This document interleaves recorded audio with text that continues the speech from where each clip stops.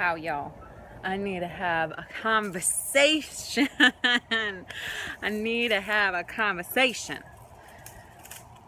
I am. How do I even begin this? First of all, it's very interesting being me. I hope that you can say the same thing about yourself, honestly. Our lives should be fascinating and juicy and interesting and beautiful to us.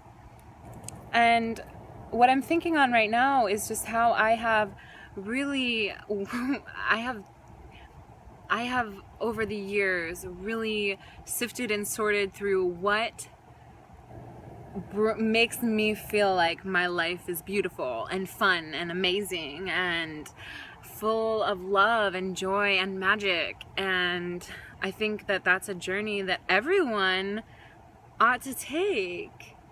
If you're not taking it, why are you here? This is paradise. Like, this is paradise, right? And we all deserve to fall in love with our lives, to fall in love first with ourselves. I feel like for so long I fell into this trap of thinking that I would find love outside of me, and that would be the fulfilling thing. The circumstance outside of me, the people outside of me would be fulfilling. But the more and more I walk, the more and more I practice this new way of thinking and being in the world, the more I realize that it's so much more about the presence and vibration that I hold within myself of love, of magic, of joy, of finding the most joyful, the most loving thoughts I can about myself and about other people.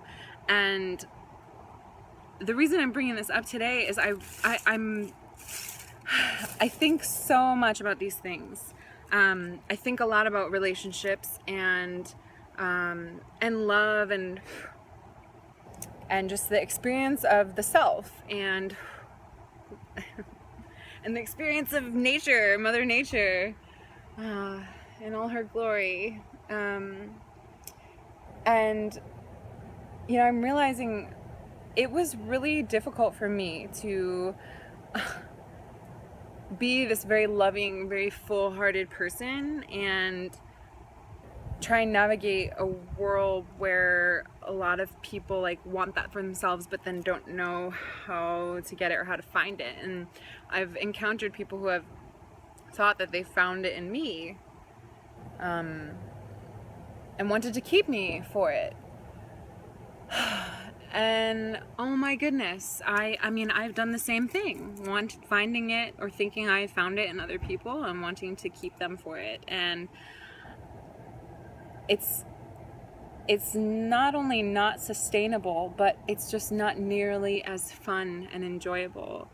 The greatest romance is with ourselves. The magic that we are looking for in the world, the adventure, that's all in here. That's all in here. And it's a really, what a beautiful world it will be once more people wake up to that, so that when I'm standing on a street corner waiting for a bus and have headphones on and I am dancing and I am singing to myself because I am just so in love with my life, that other people aren't just looking like, what is she doing? A woman experiencing joy, oh my God, or approaching me and wanting of that. I understand. I mean, this is the interesting thing, right? Is I'm such a feminine woman. I resonate so strongly with the feminine, with the feminine being that magnetic presence. Like, I fall in love with myself and the masculine wants to join me in that love, right? I think that it's also, right, it's very important for us to be balanced, absolutely. But I've been really doing a lot of contemplating around, you know, where do we fall on the spectrum in terms of what we most enjoy? Do you most enjoy to be the feminine receiver of energy, of attention, or do you most enjoy being the giver, the one who gets to penetrate and ask and ask questions and uncover the mystery and put energy towards something, or someone, as it were.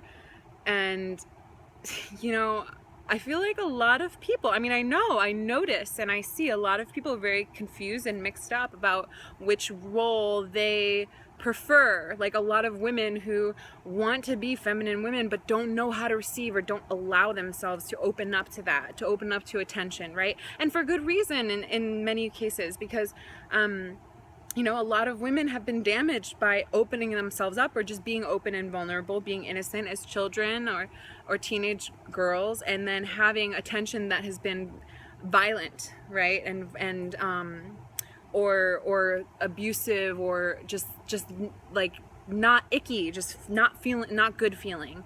And I think that that's where the role of the masculine and men who or people who take to that kind of energetic way, it's so important for you to realize to recognize what kind of energy you're putting out, to recognize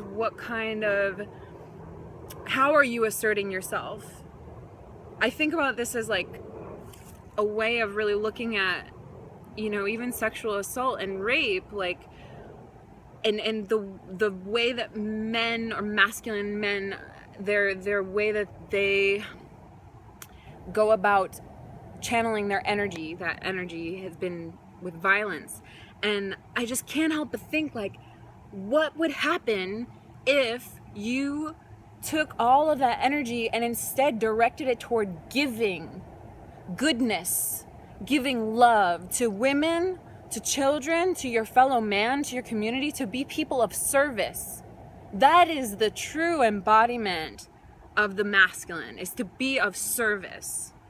And then for the feminine to receive all of this goodness, all of this abundance, and just in simply being, she is sharing her love, her heart is so full. Think of a woman is filled by a man in sexual intercourse. I mean, energetically, it's a very similar experience. A woman is filled, and that overflow just spills out into the world around her, and into her community, into her family, into her friendships, into her relationships.